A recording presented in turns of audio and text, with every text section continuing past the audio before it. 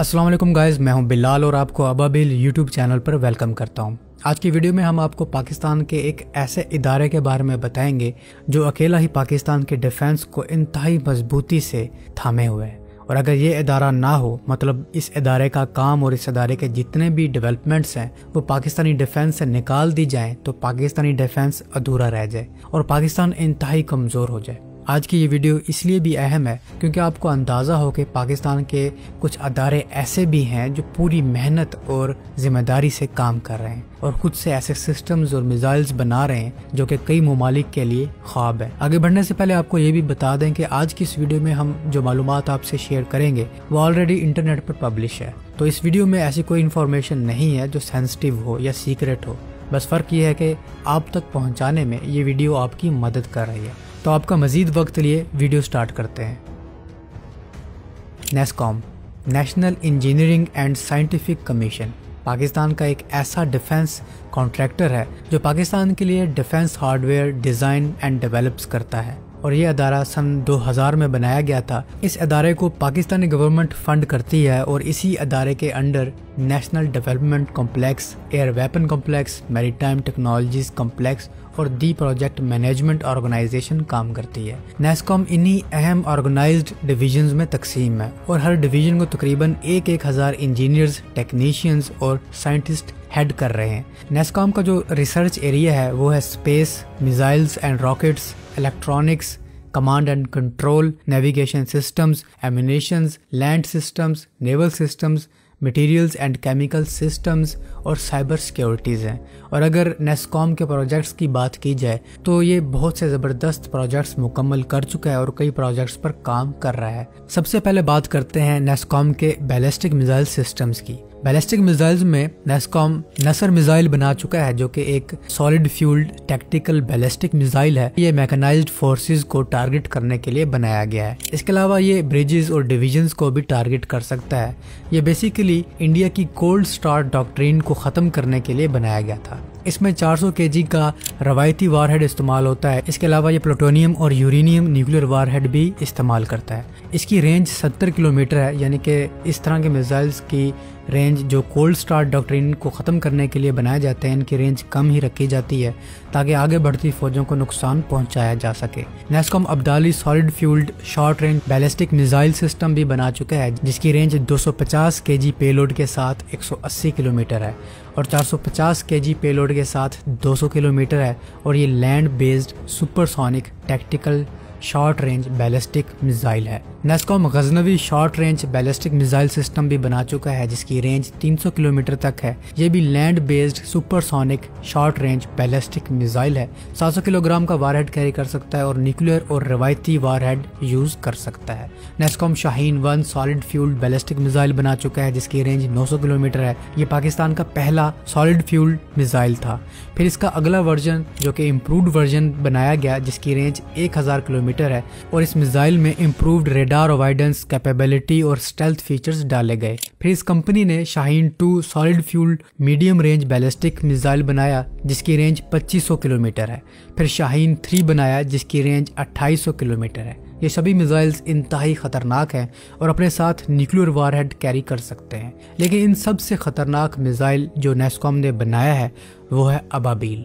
अबाबील इसलिए भी खतरनाक है क्योंकि ये MIRV टेक्नोलॉजी से लैस है, यानी कि multiple independently targetable re entry vehicle. यानी जहां दूसरे मिसाइल्स अपने साथ एक वारहेड ले जाते हैं वहीं अबाबील अपने साथ एक से ज्यादा न्यूक्लियर या कन्वेंशनल वारहेड ले जा सकता है और हर न्यूक्लियर वारहेड मुख्तलिफ टारगेट्स को हिट कर सकता है।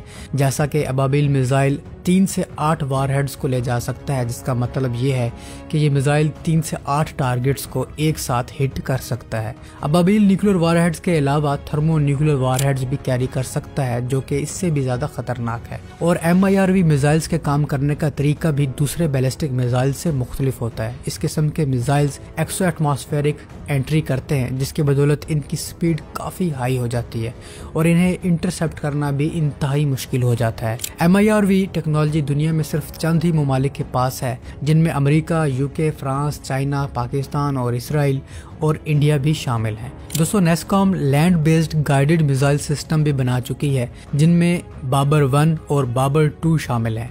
Babar 1 ground launch anti ship and land attack cruise missile है जिसकी रेंज 700 किलोमीटर से लेकर 900 किलोमीटर तक है। और बाबर 2 बाबर 1 का upgraded ground launched anti ship and land attack cruise missile है जिसकी रेंज 750 किलोमीटर है। बाबर क्रूज मिसाइल के बारे में बता दें कि जब पाकिस्तान ने इस मिसाइल का टेस्ट किया था तो इसने यूएस इंटेलिजेंस को भी हैरान कर दिया था। यूएस इंटेलिजेंस का मानना है कि हम पाकिस्तान से इस किस्म की डेवलपमेंट की उम्मीद नहीं कर रहे थे। ये इसलिए भी था कि Babur cruise missile same America के टोमाहाक क्रूज मिसाइल जैसा ही है।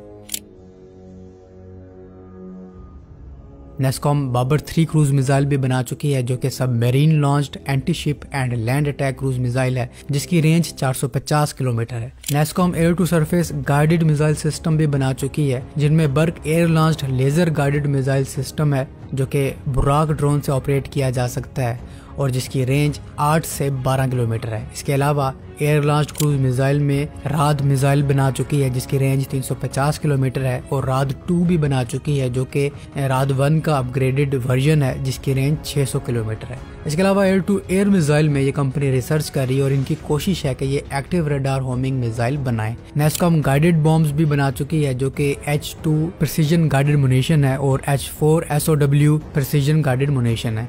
ये एक स्टैंड ऑफ वेपन है जो कि स्टैंड ऑफ रेंज के टारगेट्स को स्ट्राइक कर सकता है। ये एक ग्लाइड बॉम्ब है जो कि इंफ्रारेड होमिंग सीकर के तौर पर काम करता है और ये पाकिस्तान एयरफोर्स के लिए बनाया गया है जो कि अपने टारगेट्स को फ्लाइट के फाइनल स्टेज में आइडेंटिफाई करता है। इसकी ये सबसे बड़ी खूबी है। H2 की रेंज 60 किलोमीटर है और H4 की रेंज 120 किलोमीटर है और इन दोनों की खास बात यह है कि ये रडार को भी अवॉइड कर सकते हैं। नेस्कॉम अनगाइडेड बॉम्ब्स भी बना चुकी है जो कि 250 केजी से लेकर 1000 केजी के हैं और इसके अलावा हाफर जैसे एंटी रनवे बॉम्ब्स भी बना चुका है। नेस्कॉम डिप्लेटेड यूरेनियम एमुनेशन भी बना चुका है। डिप्लेटेड यूरेनियम एमुनेशन ऐसा एमुनेशन होता है जो कि ख़त्मशुदा यूरेनियम से बनाया जाता है। इसकी खास बात यह है कि ये पेनिट्रेशन में बहुत हाई इफेक्टिव होते हैं। तो डिप्लेटेड यूरेनियम एमुनेशन में ये एंटी टैंक राउंड बना चुका है ताकि टैंक का गोला दूसरे टैंक या किसी दूसरे आर्मर्ड व्हीकल्स पर लगे तो इसे पेनिट्रेट कर सके। इस तरह के 2 किस्म के एमुनेशन बना चुके हैं जो कि 105 mm की गन से फायर किया जा सकता है और 125 mm की गन से फायर किया जाता है। पाकिस्तानी टैंक्स ज़्यादातर 125 mm की गन यूज़ करते हैं तो इसके लिए नाइजा के नाम से इन्होंने डिप्लेटेड यूरेनियम एमुनेशन बनाया है जो कि इंतहाई कैपेबल एमुनेशन है। नेस्कॉम ड्रोन्स पर भी काम कर रहा है। ये अनमैन्ड एरियल व्हीकल्स में तुर्की के साथ मिलकर ड्रोन बना रहे हैं जो कि अनका ड्रोन है और इसके अलावा नेस्कॉम अपना ड्रोन भी बना चुका है जो कि बुराक ड्रोन है। अनका ड्रोन के बारे में बता दें कि ये तुर्की का एक बेहतरीन ड्रोन है जिसे पाकिस्तान के अलावा अल्जीरिया, चाड, इंडोनेशिया, कजाकिस्तान, मलेशिया और तुर्की इस्तेमाल कर रहे हैं। इस ड्रोन की स्पीड 217 किलोमीटर पर आवर है और इसकी रेंज 4890 किलोमीटर है और इसमें एवियोनिक्स और स्मार्ट आर्मामेंट यूज होते हैं। ये एक इंतहाई कैपेबल ड्रोन है जबकि पाकिस्तान का जो बुराक ड्रोन है ये भी इंतहाई जबरदस्त ड्रोन है। ये भी कॉम्बैट ड्रोन है जो कि नेस्कॉम ने पाकिस्तान एयरफोर्स के साथ मिलकर बनाया है। पाकिस्तान का ये ड्रोन अपनी सलाहियतें भी मनवा चुका है। इस ड्रोन की स्पीड 215 किलोमीटर पर आवर है और इसकी रेंज 1000 किलोमीटर है। ये 200 केजी का पेलोड कैरी कर सकता है जो कि 2 Burq laser guided air to surface missile है जो कि अमेरिका के AGM-114 हेलफायर के बराबर का मिसाइल है और ये पाकिस्तान का पहला कामयाब खुद से बनाया गया ड्रोन है।